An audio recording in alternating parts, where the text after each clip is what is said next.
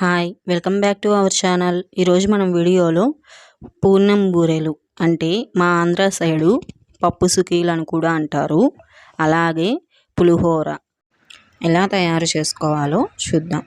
ఈ పూర్ణం బూరెలు అనేవి పైన లేయర్ అనేది చాలా క్రిస్పీగా టేస్టీగా ఎలా చేసుకోవాలో మనం ఈ వీడియోలో చూద్దాం. కొంతమందికి ఈ పై లేయర్ అనేది ఉడకకుండా ఉంటుంది, అలా కాకుండా చాలా సింపుల్గా తక్కువ సమయంలో ఇలా క్రిస్పీగా చూపించిన విధంగా ఎలా తయారు చేసుకోవాలో మనం ఈ వీడియోలో చూద్దాం. మనం ప్రత్యేకంగా పండగలప్పుడు ఈ పూర్ణం బూరెలు అనేవి తయారు చేస్తుంటాము. అయితే ఈ శ్రావణ మాసంలో మీరు కూడా ఒకసారి ట్రై చేయండి. ఇంకా మన ఛానల్ని ఎవరైనా సబ్స్క్రైబ్ చేసుకోకపోతే ప్లీజ్ సబ్స్క్రైబ్ చేసుకోండి. ఇంకా లేట్ చేయకుండా ప్రాసెస్ ఏంటో చూద్దాం రండి. ఫస్ట్ మనం ఒక బౌల్ తీసుకొని అందులో 1 కప్పు పచ్చెనగపప్పుని నానబెట్టుకున్నాను. ఈ పచ్చెనగపప్పు అనేది నైట్ నానబెట్టుకొని మార్నింగ్ వరకు ఉంచుకోవచ్చు, లేదా మార్నింగ్ నుంచి 6 అవర్స్ అనేది నానబెట్టుకోవాలి. ఇలా నానబెట్టుకున్న తర్వాత పచ్చెనగపప్పుని కుక్కర్లో వేసుకొని 2 or 3 విజిల్స్ వచ్చేంత వరకు ఉడకబెట్టుకోండి. ఫస్ట్ మనం బౌల్ తీసుకొని అందులోకి 1 కప్పు వరకు మైదాను వేసుకోవాలి. తరువాత 1/2 కప్పు వరకు ఇంట్లో రుబ్బి పెట్టుకున్న దోసపిండిని యాడ్ చేసుకోవాలి. చిటికెడు వంట సోడా అలాగే కొంచెం సాల్ట్ని యాడ్ చేసుకోవాలి. ఈ సాల్ట్ అనేది లేయర్ అనేది చప్పగా లేకుండా టేస్ట్గా ఉండేటట్టు చేస్తుందండి. ఇలా మనం కొంచెం కొంచెం వాటర్ యాడ్ చేసుకుంటూ పిండిని ఇలా చూపించిన విధంగా మరీ లూజ్గా కాకుండా మరీ గట్టిగా కాకుండా ఇలా కలుపుకొని పక్కన పెట్టేసుకోవాలి. ఇప్పుడు ఉడకబెట్టిన పచ్చెనగపప్పుని మిక్సీ జార్లోకి తీసుకొని అందులోకి 2 లేదా 3 యాలకులని యాడ్ చేసుకోండి. ఇలా యాడ్ చేసుకున్న తర్వాత ఈ పప్పుని గ్రైండ్ చేసుకోవాలి. ఇలా కచ్చా పచ్చాగా మెత్తగా గ్రైండ్ చేసుకోండి.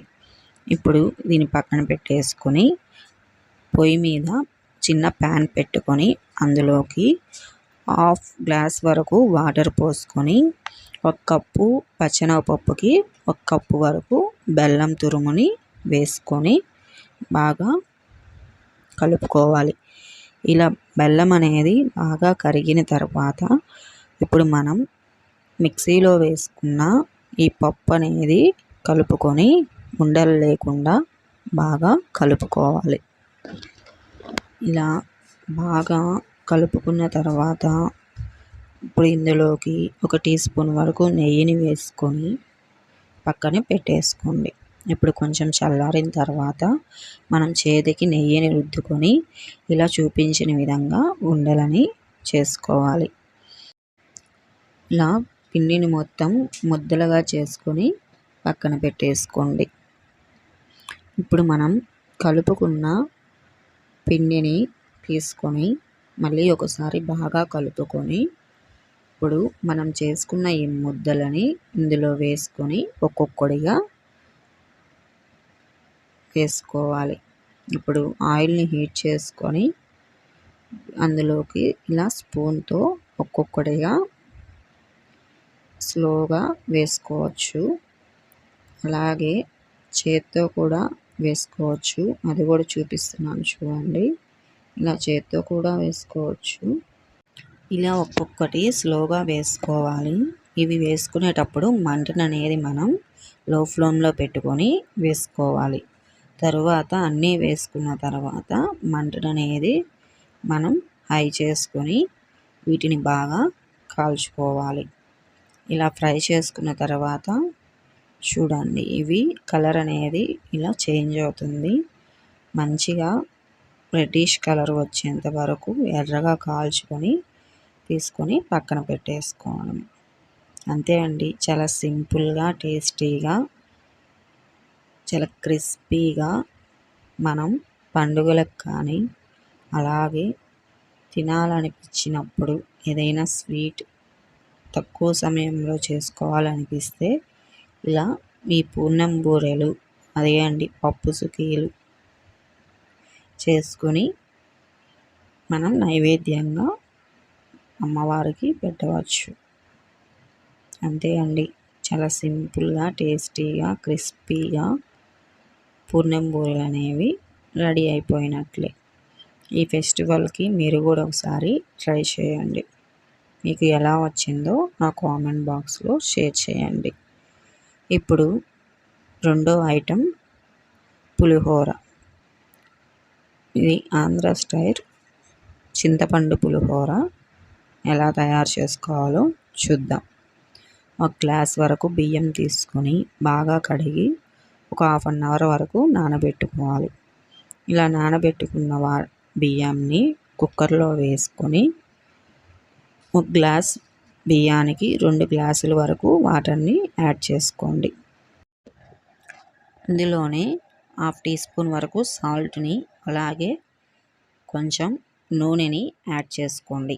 ఇలా నూనెని యాడ్ చేసుకోవడం వల్ల అన్నం అనేది పొడి పొడిగా వస్తుంది. ఇప్పుడు కుక్కర్కి 2 విజిల్ వరకు రానివ్వాలి. 2 విజిల్లకి అన్నం అనేది రెడీ అయిపోతుంది. ఇప్పుడు మనం చింతపండుని నానబెట్టుకుందాం. చూపించిన విధంగా ఒక 30 గ్రామ్స్ వరకు చింతపండుని నానబెట్టుకోవాలి. ఇలా 1 అవర్ ముందు నానబెట్టుకుంటే సరిపోతుంది. ఇప్పుడు దీన్ని పక్కన పెట్టేసుకొని తర్వాత మనం అన్నంని చల్లార్చుకోవాలి. ఇలా పొడి పొడిగా వచ్చిన అన్నంని పెద్ద దాంట్లోకి వేసుకొని బాగా కొంచెం చల్లార్చుకోవాలి. ఇప్పుడు ఒక ప్యాన్ పెట్టుకొని అందులోకి 2 టేబుల్ స్పూన్ వరకు ఆయిల్ని యాడ్ చేసుకోవాలి. ఇప్పుడు చింతపండు నానిపోయిన తర్వాత బాగా మనం రసాన్ని పిండుకొని గుజ్జు అనేది పక్కన పెట్టేసుకోండి. ఇప్పుడు ఆయిల్ హీట్ అయిన తర్వాత ఇందులోకి ఆవాలు అలాగే జీలకర్ర, పచ్చెనగపప్పు, మినప్పప్పు అలాగే పల్లీలని యాడ్ చేసుకొని బాగా వేయించుకోవాలి.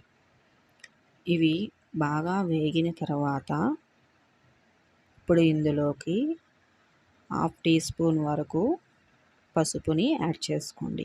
పసుపు అనేది ఇప్పుడు యాడ్ చేయడం వల్ల పసుపు వాసన అనేది రాకుండా ఉంటుంది. తరువాత ఇందులోకి పచ్చిమిర్చి అలాగే ఎండుమిర్చి అలాగే కరివేపాకుని యాడ్ చేసుకొని బాగా ఫ్రై చేసుకోవాలి. ఇప్పుడు ఇవి బాగా కలుపుకున్న తర్వాత ఇప్పుడు ఇందులోకి మనం రసం తీసుకున్న చింతపండు జ్యూస్ని దీంట్లోకి యాడ్ చేసుకోవాలి.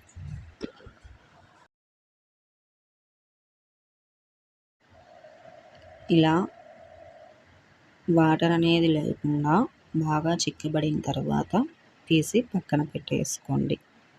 కొంచెం చల్లారిన తర్వాత ఇప్పుడు మనం చల్లారిన అన్నంలోకి కొంచెం కొంచెం వేసుకుంటూ బాగా కలుపుకోవాలి. మనం అమ్మవారికి నైవేద్యంగా పెట్టేటప్పుడు ఉప్పు చూడకూడదు కాబట్టి అన్నంలో ఉప్పు వేసాం కాబట్టి సరిపోతుంది. తర్వాత మనం దీంట్లో అయినా వేసుకొని కలుపుకోవచ్చు. అంతే అండి, చాలా సింపుల్గా తక్కువ సమయంలో అమ్మవారికి చింతపండు పులిహోరను అయితే నైవేద్యంగా సమర్పించవచ్చు. మీరు కూడా పండుగలకి ట్రై చేసి మీకు ఎలా వచ్చిందో నా కామెంట్ బాక్స్లో షేర్ చేయండి. అలాగే ఈ వీడియో కానీ మీకు నచ్చినట్లయితే లైక్ చేయండి, షేర్ చేయండి, కామెంట్ కూడా చేయండి. అలాగే సబ్స్క్రైబ్ చేసుకోవడం మర్చిపోకండి. Thanks for watching this video.